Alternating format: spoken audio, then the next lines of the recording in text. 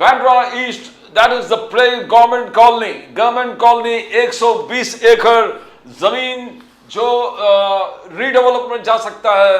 Government colony के जो state government employees है उनका कहना है कि हमको एटलीस्ट 15 एकड़ जमीन आप दीजिए सरकार से कि हम इसको डेवलप करें। कंटिन्यूसली उनका लगातार मांग था, continuous, nobody has been able to.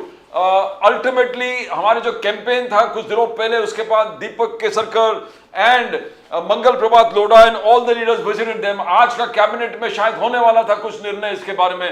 Are we connected? Can we go to Bandra East? Bandra East में I think because Mahmood Deshmukh and all the other people out there। Mahmood Deshmukh जी, क्या आज का कैबिनेट में कुछ डिस्कशन हुआ? यहाँ Bandra east government colony state government employees अपने मांग जो रख रहे हैं, आप अगर एसआरए के लिए इतने सारे प्लॉट्स दे सकते हैं जो इंक्रोचर्स है, हम देश के सेवा, स्टेट गवर्नमेंट का सेवा करने वाले लोग हैं, हम पर अन्याय क्यों, हमको क्यों नहीं दे रहे? देशमुख जी पहले बोलिए, फिर हम अध्यक्ष के पास जाते हैं। बोले देशमुख जी। देखिए, सही बात है, ये पिछले 9 दिन से ये लोग गवर्नमेंट क्वार्टर रेसिडेंट्स एसोसिएशन के जो अध्यक्ष है सन्माननीय अपना राजेश यादव जी और उनके साथी जो है 5 लोग वहां पे भूख करते पे बैठे हुए हैं। और पिछले 9 दिन में अलग अलग पार्टी के नेता लोग आकर गए, उन्होंने आश्वासन भी दिया, लेकिन जहां तक अभी मैं समझता हूं आज जो कैबिनेट की मीटिंग हुई उसमें यह तय किया गया है कि आपके बारे में, मतलब आपको घर देने के बारे में, सोसाइटी को घर जगह देने के बारे में सोचा जाएगा। देखिए, ओरबली बोलना एक अलग चीज है और उसके बारे में जीआर निकालना एक अलग चीज है। तो ये उम्मीद करता हूं, अभी भी थोड़ी देर पहले उनका कहना था यादव साहब का कि भाई लोढ़ा साहब ने आके आश्वासन दिया है, तो अब उसके बारे में तो वही बताएंगे। लेकिन मैं समझता हूं ये काफी 20 साल से ये लड़ाई लड़ रहे हैं लोग, 2010 से लगभग लड़ाई लड़ रहे हैं और कई लोग तो रिटायर हो चुके हैं और आज भी एक उम्मीद की किरण है। अगर मैं समझता हूं अभी कल आखिरी दिन है इस सरकार का, और जाते जाते भी अगर ये सरकार अगर इन लोगों के लिए भला कर जाए तो बहुत अच्छा होगा, ये मैं कहता हूं। जादव जी, मैं आपसे पूछना चाहता हूं, आज कैबिनेट में निर्णय होने वाला था, हम लोग गए बार मिले थे, उसके बाद केसरकर जी, दीपक केसरकर जी आए थे, उसके बाद मंगल प्रभात लोढ़ा जी यहाँ के शायद वो मिनिस्टर भी है। तो किस प्रकार से, क्या आपको लगता है आज में क्या सिर्फ वर्बली हो गया, कुछ लिखित हुआ है? जादव जी, पहले आपको धन्यवाद कहता हूं कि हमारा आवाज आपने आपके चैनल पे सब जगह पहुंचाया है। और आप जैसे बोले कि शनिवार को केसरकर साहब शाम को सीएम साहब का मैसेज लेके आए थे और दोपहर को लोढ़ा साहब फडणवीस साहब का मैसेज लेके आए थे कि भाई हम करते हैं, आप 2 दिन रुको, कल संडे मंडे को हम आपका कैबिनेट के पहले आपके प्री कैबिनेट में हम चर्चा करके आने वाली कैबिनेट में करते हैं। लेकिन दुर्भाग्यपूर्ण से मंगलवार की जो कैबिनेट थी वो सीएम साहब की तबीयत खराब होने से कैंसिल हो गई।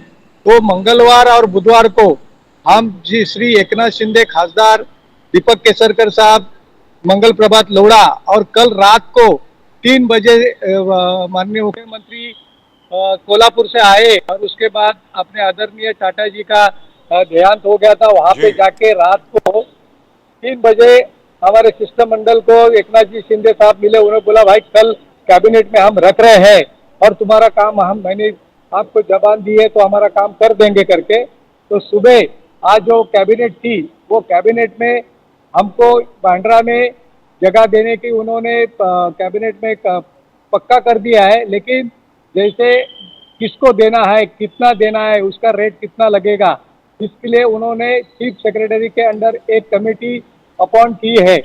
वो कमेटी का जीआर कल निकलने वाला है।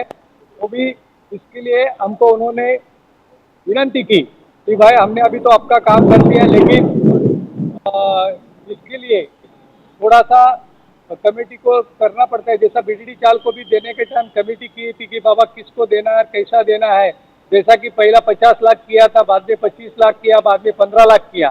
ये तो हमको भी मालूम है, हम गवर्नमेंट सर्वेंट है, इसके लिए बाबा जो कितने लोग रहते हैं और उसका कैटेगरी कितना करना पड़ेगा। जैसे हमारे यहाँ पे सिपाही है, क्लास 1 है, क्लास 2 है, उनको कितना एरिया देने का और उसका रेट क्या होगा, जमीन का भाव क्या होगा, ये करने के लिए कमेटी लगती है, तो हमको वो मालूम है।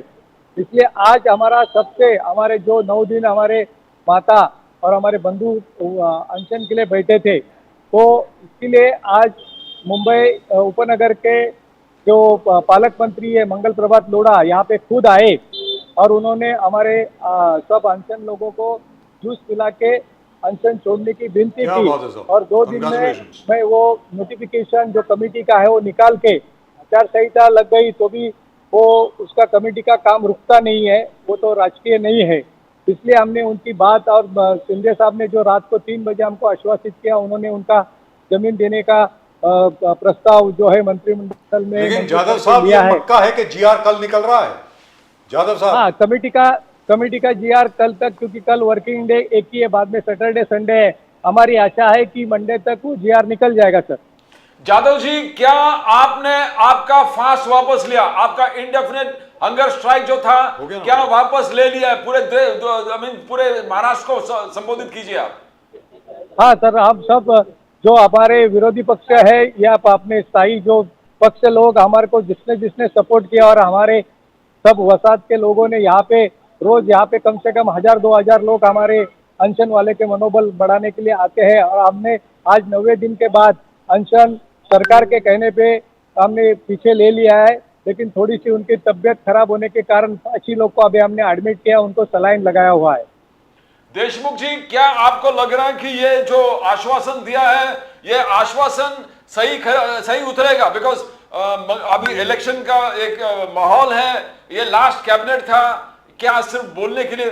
मगर ये सब सीजन्ड ऑफिसर्स हैं, इनको तो लग रहा है। बट आप कैसे देखते हो, पॉलिटिशियन कैसे देखते हो देशमुख जी? देखिए, यहाँ इसमें मैं पॉलिटिक्स नहीं लाना चाहता। मैं गवर्नमेंट क्वार्टर रेसिडेंट्स एसोसिएशन के जो अध्यक्ष है और यहाँ पे जो हमारे जो साथी है, दूसरे मेरे बहुत सारे मित्र हैं उसमें, और एक इनके संघर्ष में मैं हमेशा इनके साथ में खड़ा रहा और आगे भी अगर संघर्ष करना पड़ा तो मैं इनके साथ में खड़ा रहूंगा। मुझे खुशी है सरकार अगर जाते जाते भी अगर इनका भला कर जाती है, इनके बारे में सोचती है, इनके परिवार के बारे में सोचती है, तो मुझे खुशी होगी। मैं इसमें राजनीतिक बात नहीं करना चाहता, लेकिन मैं समझता हूं कि ईमानदारी से सरकार जीआर निकाल देवे, ताकि ये जो सरकारी साथ में जो रहने वाले जो लोग हैं, जो 30-35 साल इस महाराष्ट्र राज्य की सेवा करते हैं, उनको उसका फायदा मिले, उनके बच्चों को उसका फायदा मिले और एक मिसाल कायम हुए कि नहीं वाकई में मतलब काम किया जाता है। तो मैं मतलब जाधव जी, आपका डिमांड क्या था? 15 एकड़ जमीन के आसपास आपको चाहिए था 3500 फैमिलीज को वहां पर हाउसिंग देने के लिए। तो जनरल मोटे तौर पर क्या 15 एकड़ आपको मिलेगा? देशमुख साहब से सहमत हूँ।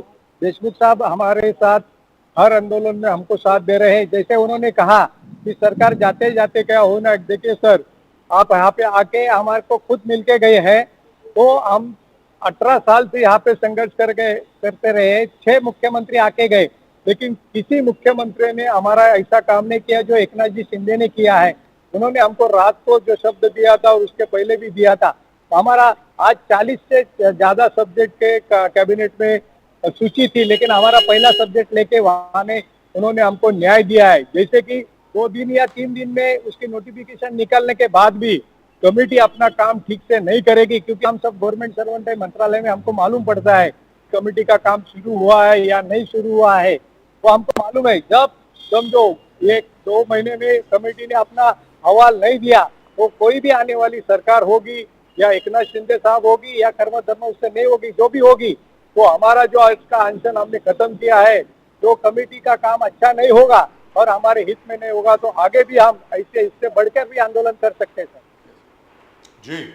लेकिन ये बता दें जाधव साहब कि आपकी डिमांड तो जायज़ है, सारी दुनिया देख रही है कि जहाँ तक जैसे प्रदीप जी ने उस दिन आपके साथ कहा कि भाई एसआरए में जिन लोगों ने अतिक्रमण किया उनको आप इनाम दे रहे हैं, और जो बेचारे सरकार की सेवा करते रहे, ऑनेस्ट सिटीजन, ईमानदार बन के रहे, उनको इतना तंग क्यों कर रहे हैं?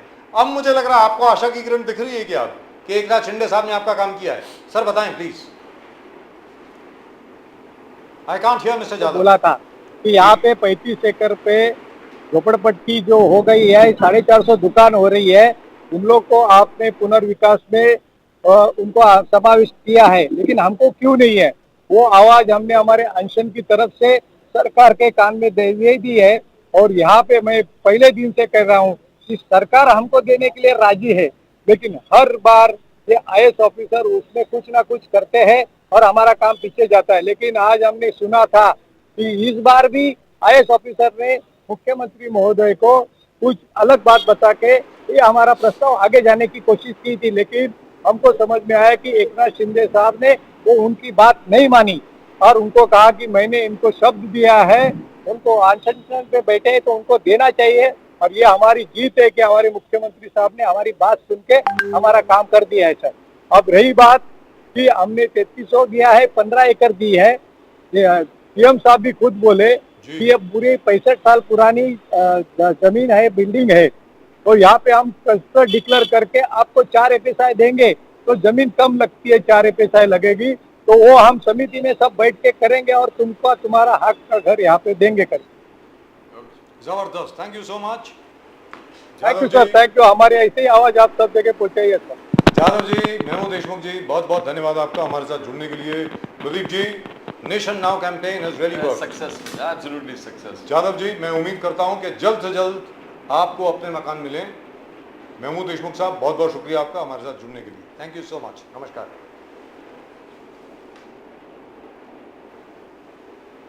So Pradeep ji, your campaign has really worked. And we all, Fantastic. the campaign for the right cause. These people really deserved it. और जहाँ पर इतने लोग, इतने साल लोग सर्विस किए देश का, स्टेट के सर्विस किए, and honestly, and what is the government? They're ready to pay. They're ready to pay. और यहाँ सरकार तो सबको, जो unwanted लोगों को भी आप जैसे हमने कहा SRA encroachers को दे रहे हैं, तो legitimate demands of government employees पूरे जीवन से स्टेट गवर्नमेंट की सेवा होती है, उनको पेड तरीके से अगर दे रहे तो what is the government losing? Why is the government with 6 chief minister के सामने ये गुजरा matter, none of them has done it. But mister Shinde has assured of a GR। बिल्कुल सर। और GR में उम्मीद करता हूं कि इलेक्टोरल कोड ऑफ कंडक्ट लागू होने के पहले हो जाए, क्योंकि electoral code of conduct Diwali के एकदम बाद लागू हो जाएगा, तो उम्मीद करते हैं कि अगले 6 या 7 दिन के अंदर GR निकल जाए, बेसिकली एग्रीइंग इन प्रिंसिपल कि ये कमेटी है और ये committee will look into that itself will be a very good base to start off from. Sir, अगर आईएएस आईपीएस ऑफिसर्स को आप सेम एरिया में 120 एकड़ में ऑलरेडी अकोमोडेट कर दिया है, उनके 3-4 बिल्डिंग वहां पर है, तो why you are differentiating between That's right. That itself is inequality in front of law. Yes. That's right. You can't do that. And the government is sometimes very deaf and dumb purposely. In a deliberate act, they are deaf and dumb to the needs of the real people. जो गरीब हैं, उनसे कोई सुनवाई नहीं होती। जुरुस बात है, because they are not IAS and IPS. Nothing to do with them. वो IAS और IPS ऑफिसर्स नहीं हैं। Yes. तो इसकी वजह से भाई ठीक है, 6 chief minister Pradeep ji, 6 chief minister. But anyway, congratulations. Nation Now campaign has really and truly succeeded. Yes, sir. Right? That is just about it for tonight's show. आज के शो में सिर्फ इतना ही। बहुत बहुत धन्यवाद आप सब लोगों का हमारे साथ जुड़ने के लिए, नेशन नाउ को इस तरीके से सपोर्ट करने के लिए। We'll of course be back with you tomorrow. तब तक के लिए जय हिंद, जय महाराष्ट्र, जय भवानी, जय शिवाजी। वो सब्सक्राइब जरूर करें चैनल को, वो घंटी भी बज गई है, ज़रा सब्सक्राइब करें चैनल को प्लीज़, और अपने कमेंट भी ज़रूर भेजिएगा। वंदे मातरम, जय हिंद।